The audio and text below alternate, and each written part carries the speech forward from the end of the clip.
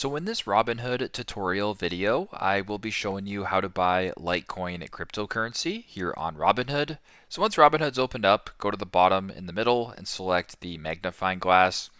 Once you're here on this page right here, I want you to go exit out of this, go to the top to where it says search by name or symbol, and then I want you to start typing in Litecoin, which is also, I can't even spell, ticker symbol LTC. Go ahead and select it. Once Litecoin is selected at the bottom where it says buy, go ahead and select that. Then you can type in how much of Litecoin you want to buy. So if you want to buy $10 worth, you would type in 10 and then press review.